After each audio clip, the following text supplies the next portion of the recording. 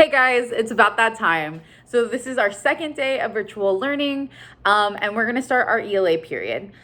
So what you're going to need to do is you're going to go to classwork, and then under reading, this is day 2 reading the Powwow at the End of the World. I have the instructions listed there, but if you need extra help, I'm gonna go ahead and read through the instructions. So first, you're gonna watch this video. Second, you're going to pull up the poem. I have 2 different copies. So I took screenshots of the book, and I also have an online copy that you can follow along with the video. You need to be prepared to have a discussion, because when about like 10 minutes after we start this class, after you've started the video, I'm going to invite you into a meet session. And so it'll send you an email invitation and you'll join and we'll have a class discussion. So let's go ahead and do this thing.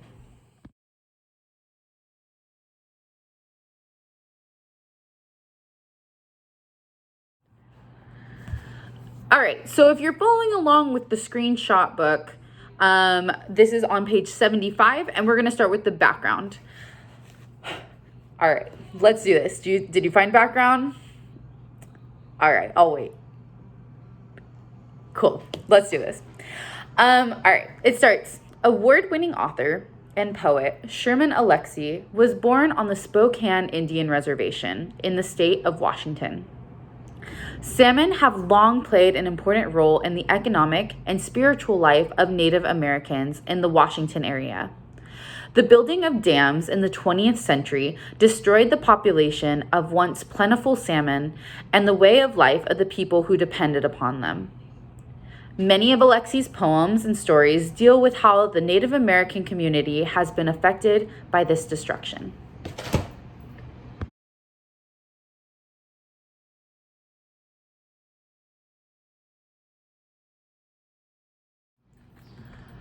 Okay, so now that we've read the background and we know who the author is and what he is all about, let's delve into this poem.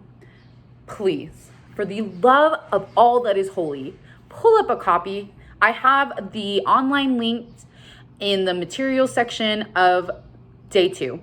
I also have pictures of the book so you can follow along. You need to follow along because I know almost all of us are visual learners and we have to see things in order to learn it. We can't just listen. So please pull it up, because if you don't, you're not going to be able to participate in the discussion, and that's going to be a big fat participation score of 0. Okay, so let's go ahead and begin.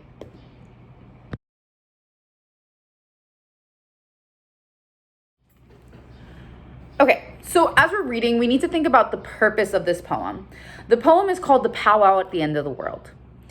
As we're thinking about this purpose, we need to pay attention to the details that the author presents about the river and the salmon. We also need to think about what details are showing us his feelings about dams, and what does he think the effects of these dams are on the lives of Native Americans.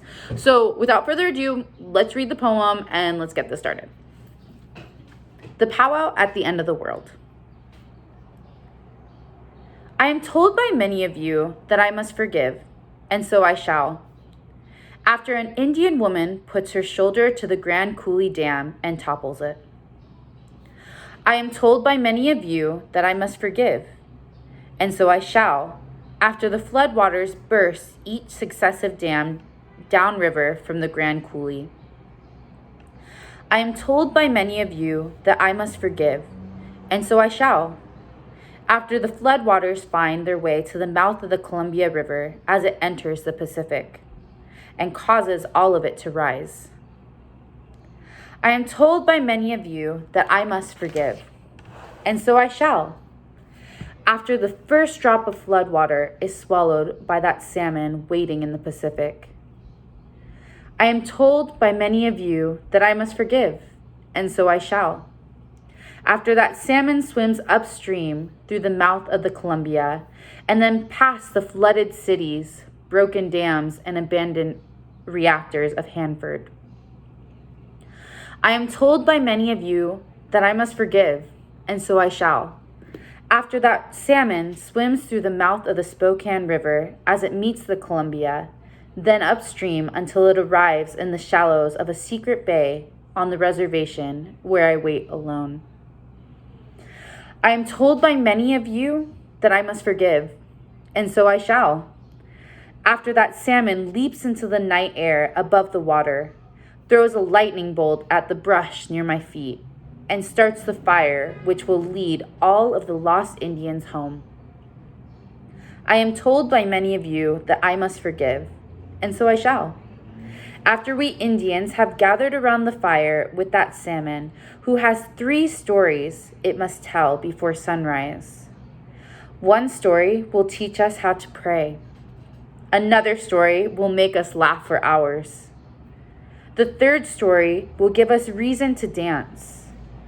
I am told by many of you that I must forgive, and so I shall, when I am dancing with my tribe during the powwow at the end of the world.